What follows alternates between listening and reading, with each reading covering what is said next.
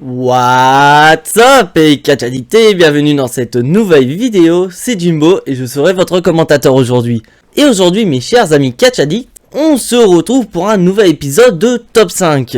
Parce que oui, je sais très bien que les Top 5 vous les adorez sur la chaîne et beaucoup de gens attendaient un Top 5 en particulier. Car en effet, le dernier Top 5 portait sur les pires catcheurs de 2021 selon moi. Et bah pour ce nouvel épisode de Top 5, on va s'attaquer aux meilleurs catcheurs de 2021, toujours selon moi bien évidemment. Mais avant de commencer ce Top 5, on va rappeler certaines règles. Premièrement, il s'agit avant tout de mon classement personnel.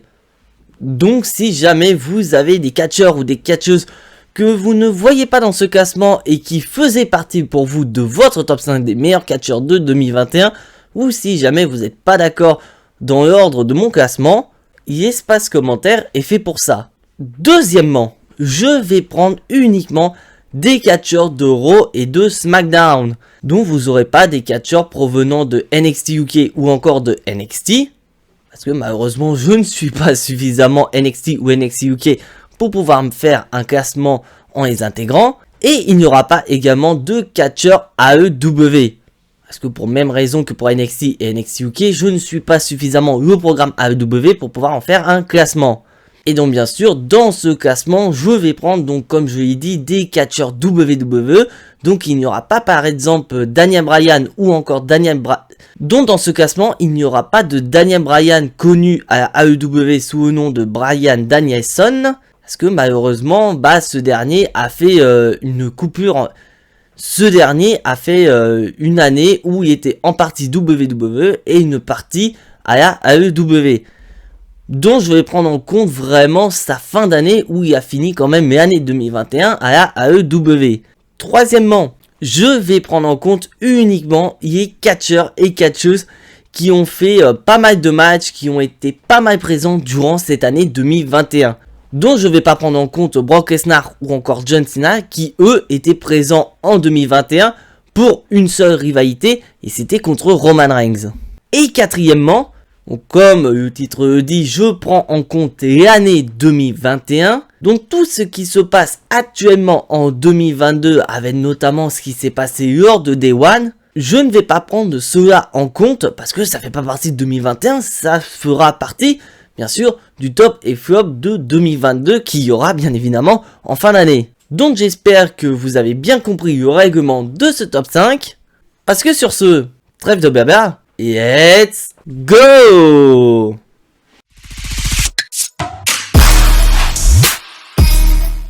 Et donc on va commencer ce top 5 avec bien sûr notre numéro 5. Et pour un petit spoiler alert, il s'agit du seul catcheur de ce classement qui n'a pas été champion du monde durant l'année 2021. Mais je pense que c'est un catcheur que vous verrez logiquement dans votre propre classement. En tout cas je pense. C'était un de nos visages de la WWE à l'époque de la génération Catch Attack avec son spear légendaire. Je veux bien sûr parler de la superstar classée X, Hall of Famer de la WWE, Edge. Et donc pour moi, Edge a bien réussi son année 2021 parce que c'est vrai, faut pas oublier, Edge il est plus tout jeune. Et puis surtout que Edge est revenu quand même d'une blessure de 9 ans. Donc Edge n'avait pas vraiment beaucoup de temps de ring depuis pas mal de temps. Et puis surtout que ce dernier, après son dernier match contre Randy Orton lors de Backlash, Edge a quand même subi une grosse blessure au triceps qui a éloigné des rings pendant le reste de l'année 2020. Donc on se demandait qu'est-ce que la WWE avait pour projet avec la superstar classée X pendant l'année 2021. Et l'année de Edge commence très bien parce que ce dernier remporte le Royal Rumble étant en première position. Et je tiens quand même à vous rappeler que tout cela n'était qu'une erreur. Parce qu'en effet la WWE avait annoncé le numéro 1 et numéro 2 lors du Royal Rumble masculin. Et à la base, le numéro 1 devait être Randy Orton et le numéro 2 devait être Edge. Donc on ne sait pas pourquoi WWE a inversé, ils ont mis Edge en numéro 1, Orton en numéro 2. Mais bon, ça n'empêche pas que Edge remporte le Royal Rumble 2021. Mais à noter que c'est également le deuxième Royal Rumble qu'a remporté Edge durant sa carrière. car en effet la superstar classé X a remporté son premier Royal Rumble en 2010 où il avait fait également un retour surprise et il avait quand même remporté avec panache. Mais ça, on aura le temps de reparler des différents Royal Rumble avec un futur top 5. Et donc Edge, grâce à cette victoire, obtient son billet pour WrestleMania. Et là où WWE ont super bien joué avec Edge, c'est le fait que ils ont rappelé que Edge, avec son dernier titre de champion du monde, il ne l'avait jamais perdu, il y avait rendu vacant après que malheureusement ce dernier ait défendu avec succès face à Alberto Del Rio lors de WrestleMania 27.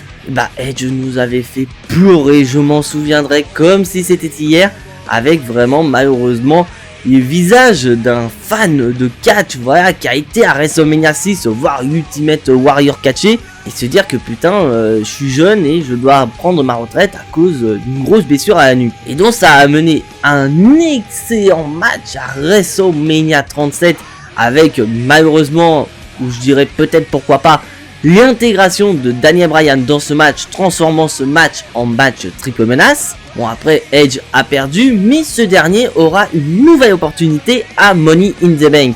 Et d'ailleurs, ce pay-per-view Money in the Bank marque le premier pay-per-view avec un retour du public. Et Edge, vraiment, il était phénoménal à ce moment-là, mais pas assez pour Roman Reigns. Et après ça, Edge part en rivalité avec un certain visionnaire du nom de Seth Rollins. Et ces derniers nous ont proposé tout simplement une dinguerie. Notamment avec leur dernier match qui était ni plus ni moins pour beaucoup d'entre vous, et je dirais moi-même y compris, le meilleur match de l'année 2021 opposant Edge à Seth Rollins dans le Hell in a Cell lors de Kwanjo, le dernier pay-per-view en Arabie Saoudite. Et franchement, si je devais faire mon top 5 des meilleurs matchs de l'année 2021, effectivement il y aura Edge contre Seth Rollins en première position. Il y aura un autre match qu'on aura le temps de parler un peu plus tard dans la vidéo. En numéro 3, je mettrai bien Big E contre Roman Reigns lors des Survivor Series. Je mettrai bien sûr en numéro 4 le main event de la nuit 2 de WrestleMania opposant Roman Reigns, Daniel Bryan et Edge. Et en numéro 5, j'ai envie de mettre une dinguerie en mettant le match Goldberg contre Bobby Lashley lors de Crown Jewel. Donc on espère que l'année 2022 commence très bien pour Edge et qui puisse peut-être, pourquoi pas, durant l'année 2022, toucher un titre de champion du monde 11 ans après avoir détenu son dernier titre de champion qui était ni plus ni moins que le titre de champion du monde poids lourd dont Edge est le recordman de détention de cette ceinture.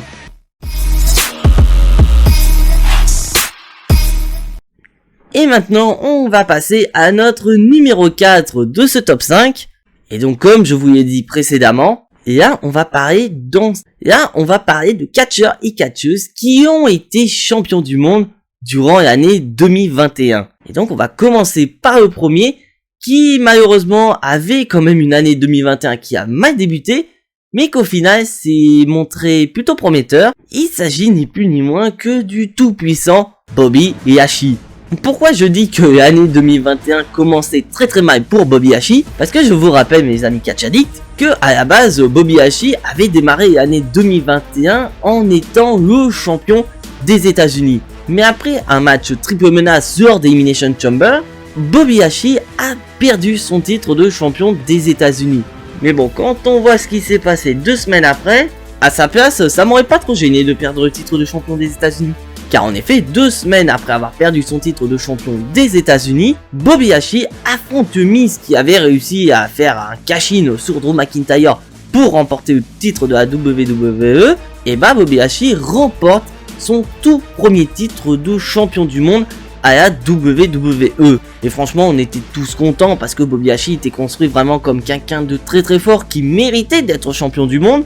Mais que le problème, c'est que son règne de champion du monde a posé beaucoup de problèmes. Parce qu'en effet, je vous rappelle que le titre de la WWE est toujours à Monday Night Raw. Et à ce moment-là, en 2021, il n'y avait pas beaucoup de star power qui pouvaient aller taper Bobby Lashley. Donc c'était logique que le premier et celui qui allait avoir une rivalité assez longue contre le tout-puissant champion de la WWE n'était ni plus ni moins que le top babyface de la fédération, qui était Drew McIntyre. Donc après, je dis pas que les matchs entre Bobby Lashley et Drew McIntyre étaient très mauvais, bien au contraire, ils étaient très bons. Mais le problème, c'est que cette rivalité a quand même duré de nombreux mois, jusqu'à un certain Hell in a Cell, où la WWE a fallu qu'ils sortent une stipulation en disant que si McIntyre perdait son match, il n'aurait plus aucune opportunité tant que Bobby Lashley était le champion.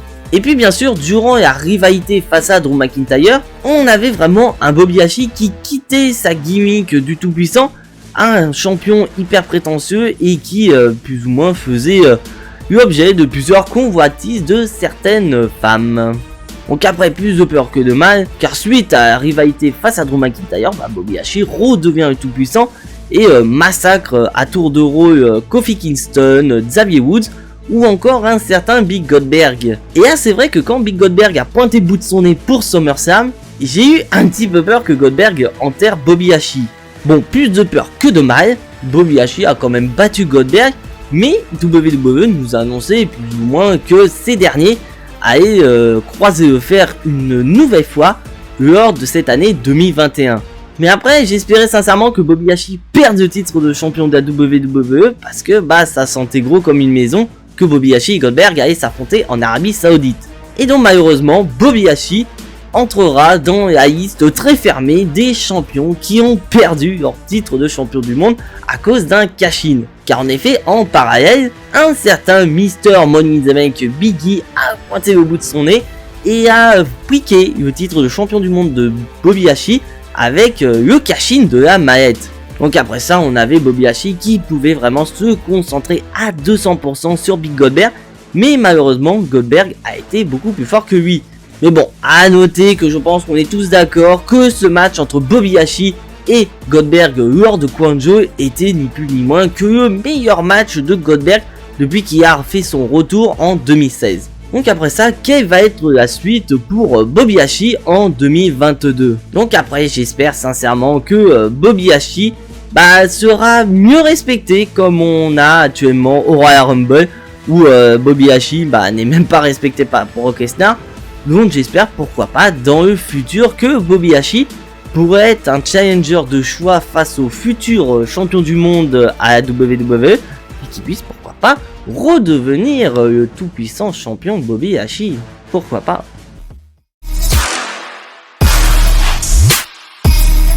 Et maintenant, on va passer à notre podium et on va commencer par notre numéro 3, notre médaille de bronze de ce top 5. Et d'ailleurs, spoiler alert, ce sera la seule superstar féminine qu'on parlera dans cette vidéo. Et donc bien sûr, comme je l'ai dit, c'est une catcheuse qui a été championne du monde durant cette année 2021. Donc ce qui fait que il n'y a pas beaucoup de candidates pour donner ce numéro 3 à une catcheuse. Mais je pense que vous avez tous deviné, la médaille de bronze de ce top 5 revient ni plus ni moins à la IST de la WWE, j'ai nommé Bianca Belair. Parce que tout comme Edge du côté masculin, l'année 2021 commence très bien pour Bianca Belair, puisque cette dernière remporte le Royal Rumble féminin en rentrant en 3ème position.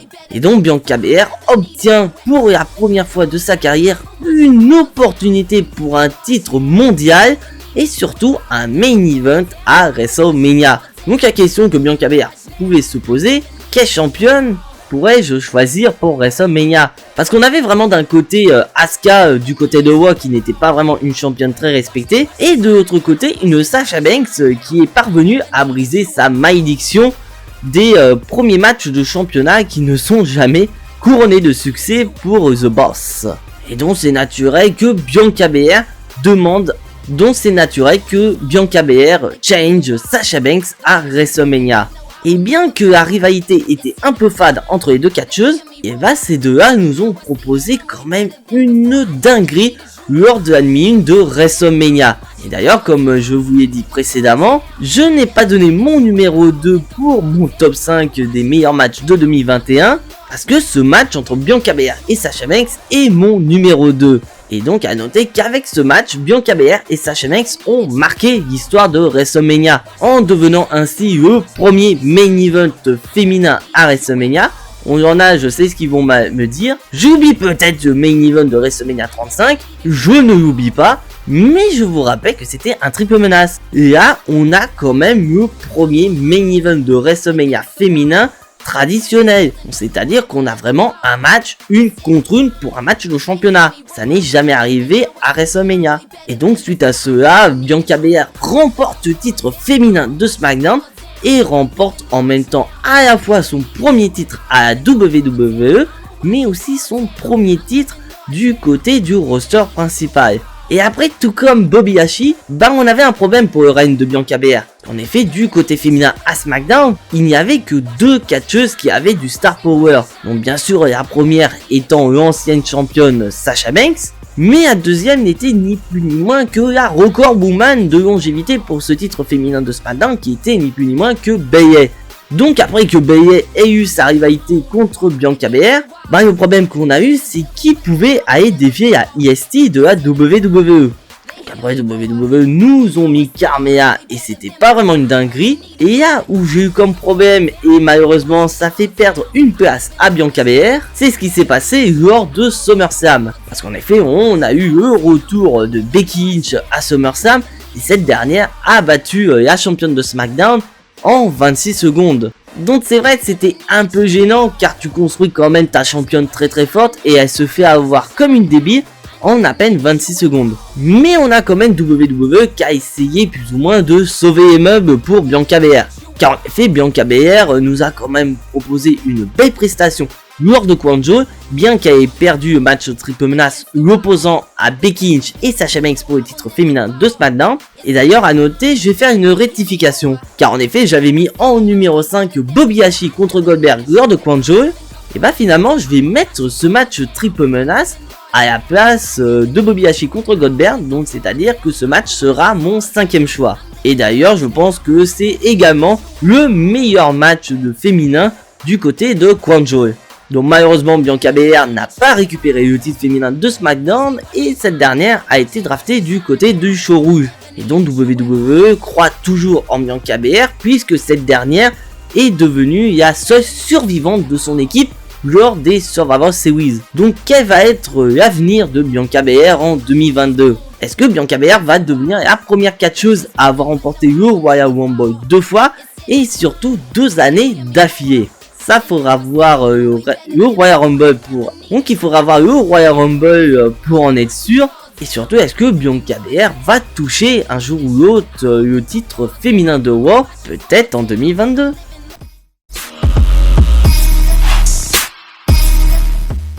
Et maintenant, on va passer à notre numéro 2, à notre médaille d'argent de ce top 5. Et donc pour moi, le numéro 2 revient à un catcheur qui a vraiment eu une bonne évolution durant l'année 2021, alors que j'ai eu peur malheureusement pour ce catcheur. Et donc ce catcheur n'est ni plus ni moins que Big E. Parce que en effet, j'ai eu énormément peur avec Big E, notamment lors de ce fameux draft de 2020. Car en effet, Big E est toujours allié au New Day, donc Xavier Woods et Kofi Kingston. Et en 2020, on a eu la draft et on avait appris une triste nouvelle. Parce que en effet, Big E a été drafté du côté de SmackDown et le reste du New Day a été drafté à Raw. Et là on s'est tous dit, mais putain Vince McMahon, qu'est-ce que tu as fumé? Pourquoi tu as séparé ta meilleure équipe? Alors qu'à la base tu ne croyais absolument pas au New Day quand tu as été créé en 2015 et qu'au final c'est devenu ton équipe la plus titrée de l'histoire et même ta meilleure équipe de ta fédération. Mais bon, on a découvert le poteau rose car la WWE avait des projets pour Big E. Et donc ce projet a commencé lorsque Big E a récupéré son 2e titre de champion intercontinental des mains de Sami Zayn. Donc après ça, Big E a perdu son titre de champion intercontinental face à Apollo Crews lors de WrestleMania 37. Mais tout comme un certain tout-puissant Bobby Lashley, Big E est monté de plusieurs niveaux supplémentaires. Car en effet, lors de Money in the Bank 2021, Big E a récupéré la manette Money in the Bank et ainsi une opportunité pour un titre mondial. Et d'ailleurs, quand on voit le nombre de catcheurs qui ont remporté leur premier titre de champion du monde avec une mallette, je peux citer notamment le premier de la liste Edge ou encore le catcheur qui nous a fait le meilleur cash-in de l'histoire de cette mallette, le visionnaire Seth Rollins. Donc on peut se dire que Big E pourrait devenir champion du monde avec cette mallette. Donc après la question qu'on pouvait se poser, c'est de qui entre Bobby Lashley et Roman Reigns Big E allait cash-in. Bon pour moi personnellement je savais très bien que Big E n'allait pas cash-in sur Roman Reigns parce que on aura le temps de parler de Roman Reigns un peu plus tard, mais on savait très bien que si il allait cash-in sur Roman Reigns, et bah c'était perdu d'avance pour Big E. Donc il ne restait plus que Bobby Lashley dans cette équation. Et donc Big E décide de cash-in sur Bobby Lashley avec succès et décrochant ainsi son premier titre de champion de la WWE. Et c'est là où commence l'ascension de Big E, avec vraiment une progression pour le champion de la WWE. Et cette progression passe par Crown Jewel avec un match assez bon face à un certain Drew McIntyre. Et donc on espère que pour 2022, Big E pourra monter progressivement dans le main event du côté de Raw, même si jamais ce dernier venait à perdre le titre de champion de la WWE. Bien que je sais que Big E a perdu malheureusement son titre lors de Day One, et j'espère que Big E aura toujours son aura de main eventer qui a durement acquis durant les mois où il était champion du monde, et que j'espère que WWE respectera Big E comme ils n'ont pas respecté Kofi Kingston. Donc à la différence de son partenaire Kofi Kingston, non, c'est-à-dire que Big E pourrait devenir bientôt le prochain challenger à un titre mondial et pourquoi pas le remporter. J'espère sincèrement pour Big E.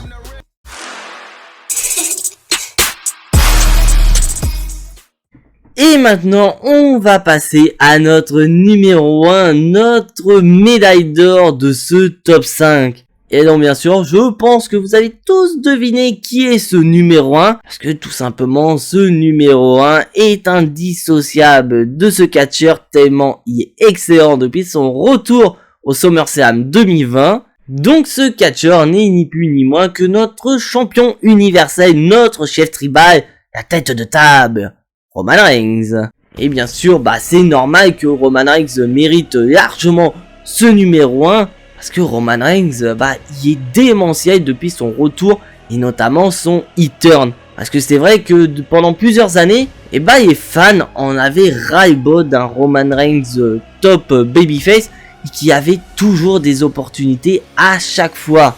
Et donc WWE a pris un énorme risque en faisant tourner son visage de la WWE. Parce qu'en effet, la WWE n'a jamais fait tourner son visage de la WWE. Donc pour moi, les visages de la WWE de l'époque, sont John Cena, Hulk Hogan, Roman Reigns ou encore Stone Cold Steve Austin. Et c'est vrai que avant Roman Reigns, aucun visage de la WWE n'avait tourné heel. Donc après, je dis pas qu'ils n'ont jamais été heel dans leur carrière, mais disons que ces catcheurs-là n'ont jamais tourné heel à l'apogée de leur carrière. Donc après, vous allez me dire par rapport à Hulk Hogan, oui mais Jimbo, Hulk Hogan il a quand même été heel à l'époque au moment de la NWO à la WWE. Oui effectivement, sauf qu'il faut pas oublier un petit détail mes chers amis catch addicts. Hulk Hogan a effectivement tourné heel, mais à l'époque de la WCW.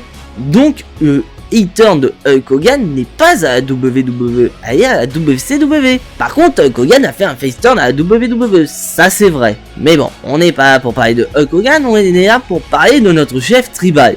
Et donc, grâce à ce heel turn, la WWE a donné aux fans ce qu'ils voulaient depuis des années. C'est-à-dire d'avoir un Roman Reigns heel. Parce qu'à titre d'information, Roman Reigns était le seul membre du Shield à n'avoir jamais tourné heel en solo. Parce que Dean Ambrose et Seth Rollins ont déjà tourné heel en solo, mais pas Roman Reigns. Et donc le heel turn de Roman Reigns commence très très fort parce que ce dernier avait récupéré le titre de champion universel. Et là c'est le règne de Roman Reigns qui commence du côté du showbiz, où vraiment on n'a rien à dire sur le règne de Roman Reigns. Très clairement, ces rivalités sont très très bien construites avec bien sûr la famille, avec Jey Uso par exemple, la volonté de redevenir champion après des années et des années pour Edge, la volonté de vouloir monter en puissance pour Cesaro, donc vraiment tout un tas de rivalités qui sont excellentes et qui aboutissent quand même à des matchs de très très bonne qualité. Après pour moi personnellement, il y a quand même des petits mauvais dans ces rivalités, notamment par exemple avec Cesaro où malheureusement ce dernier n'a pas pu profiter de ce match face à Roman Reigns pour pourquoi pas être de plus en plus dans le main event ou pour pourquoi pas aller se jeter du côté du titre de champion intercontinental, ou encore Finn Balor où malheureusement la WWE on fait passer le démon pour un con. Mais bon, à part ça, les rivalités de Roman Reigns sont excellentes et de ce fait, le titre de champion universel n'a pas changé de main durant l'année 2021. Bien qu'il y avait des moments où Roman Reigns a quand même eu un petit peu chaud au basque. Mais bon, Roman Reigns est notre champion universel parce que au moment où je tourne cette vidéo, Roman Reigns a battu le record de longévité pour le titre de champion universel qui était détenu par le bête incarné Brock Lesnar. Car en effet, Brock Lesnar détenait le record de longévité avec 503 jours de règne pour même pas 7 ou 8 défenses de titre. Donc Roman Reigns a défendu son titre beaucoup plus que Brock Lesnar. Et donc maintenant, la question qu'on peut se poser par rapport à Roman Reigns, c'est qui ira le détrôner? Parce que là vraiment Roman Reigns est au sommet de la chaîne alimentaire. Et donc le truc c'est qu'il faut du star power pour éliminer, pour lui retirer son titre de champion universel. Parce que c'est sûr que avoir mis Roman Reigns tellement haut au classement de la WWE, le truc c'est qu'il faut pas lui faire passer pour un con et lui faire perdre le titre de champion universel de manière hyper débile. Donc je suis curieux de voir comment la WWE va se débrouiller pour faire perdre le titre de champion universel à Roman Reigns. Parce que on a beaucoup de rumeurs qui circulent. Déjà d'une à l'approche du Royal Rumble, mais également à l'approche de WrestleMania. Donc pour vous, êtes-vous surpris de voir Roman Reigns de numéro 1 de ce classement, de ce top 5? Dites-moi dans les commentaires, mais pour être honnête, je sens qu'il va pas y avoir beaucoup de surprises dans les commentaires. Donc voilà, c'est tout pour cette vidéo top 5. Si bien sûr tu n'es pas abonné à la chaîne, je t'invite à t'y abonner juste ici, à activer la petite cloche pour être notifié des prochaines vidéos et surtout lâcher un maximum de pouces bleus qui font énormément plaisir à la chaîne. Et donc on va se retrouver très prochainement pour une nouvelle vidéo et le prochain top 5 aura pour thème le prochain live event premium de la WWE, c'est-à-dire le Royal Rumble. Mais j'en dis pas plus. Mais en attendant, soyez tous très fiers d'être des catch addicts. Et n'oubliez pas que catch c'est la vie. Le catch c'est la meilleure chose qui soit. Le catch vie. C'était Jimbo. Je vous fais à tous en attendant des gros bisous.